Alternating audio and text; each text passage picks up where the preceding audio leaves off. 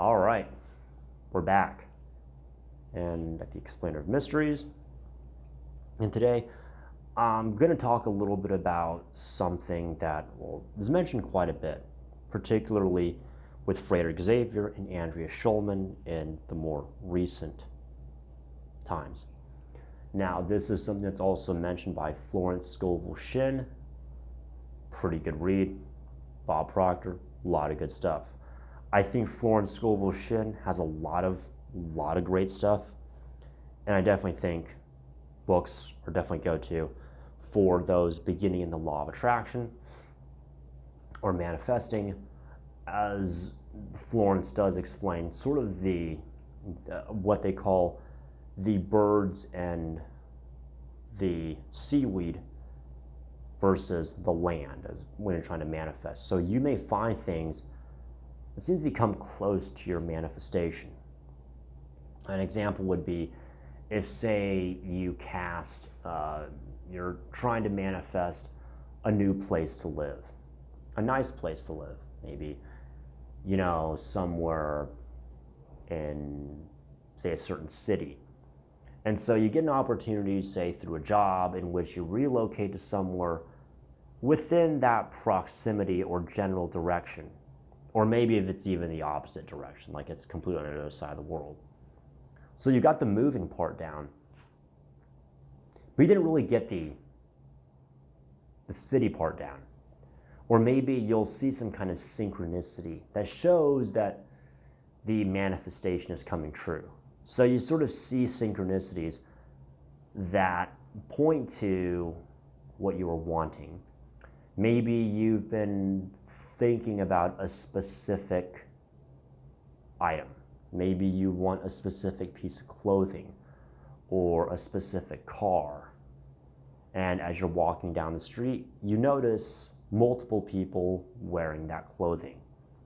Maybe multiple cars in a row that had the exact same color and brand.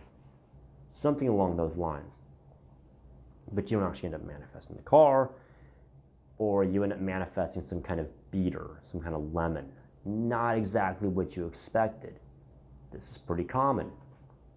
Now, I'm going to say, as far as my subconscious limiting beliefs, core beliefs, with my core programming, one in particular that I have, and it's more annoying than it is limiting, although it can be pretty limiting for some time. Eventually it does rectify itself.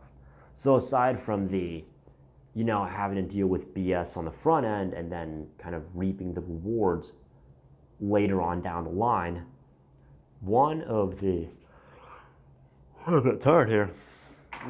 major, I want to say, annoying core beliefs that I have is I'm the kind of guy that I have to call out bullshit for what it is.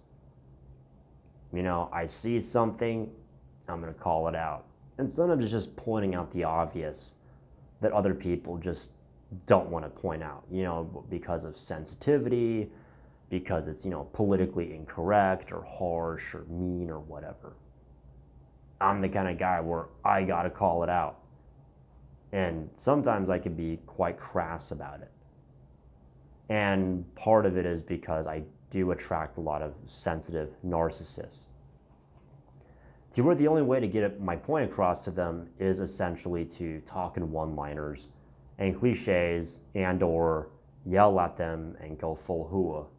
In other words, I use a diaphragm voice and I start knife-handing them and I start saying hua after every little thing that I say and are we tracking hua? So, reason I do that is simply, some people just can't be reasoned with. And so at that point, I have literally no other choice but to just call out bullshit for what it is.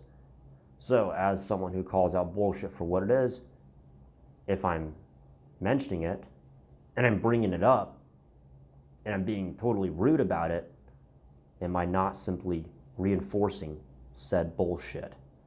Particularly when this bullshit comes from sensitive and or narcissistic individuals.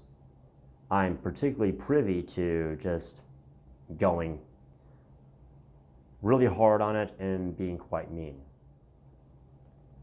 Well, at the same time, I should come as no surprise that I keep attracting more bullshit. And I mean a lot of bullshit. It's and narcissists as well. Now, mind you, we just live in a day and age where people are more sensitive and they're more narcissistic, and as a result, a lot of people are sensitive and or vigilant. So usually a way to tell if people are vigilant or sensitive is usually someone that's vigilant. They tend to just react easily to things around them that they may perceive as a threat or could possibly imply some kind of negative consequence for them in the physical sense. Whereas someone that's sensitive may be a little different in the sense that they're typically not the ones that want to hear long-winded explanations, and they just kind of like using gaslight and word salad. I'm the kind of guy, I call out sensitive people and I call out narcissists. It's something that I have been doing from very early on. And I know part of it is because, I grew up with a lot of sensitive people within my immediate family and, just living in this country, in the world that we live in, with a lot of sensitive people around us. With that being said, by breaking the law of silence and by mentioning it and then yelling about it and then being really, really condescending about it, well, I'm attracting more bullshit. So there you go, I get more bullshit. And it's something that Frater Xavier does actually mention in his episode, God Doesn't Care. And life isn't fair. It's actually both of them. So with that being said, he also has a program that, he goes into a little bit of that about this with. I'm not going to mention which one. Yes, I have purchased it. Yes, I do use it. But because of, our little business contracts that he has with all of his customers and his servitors, mind you, I'm not going to divulge information. Knock on wood. Very hard. So, there you go. That's about it for now. See you soon.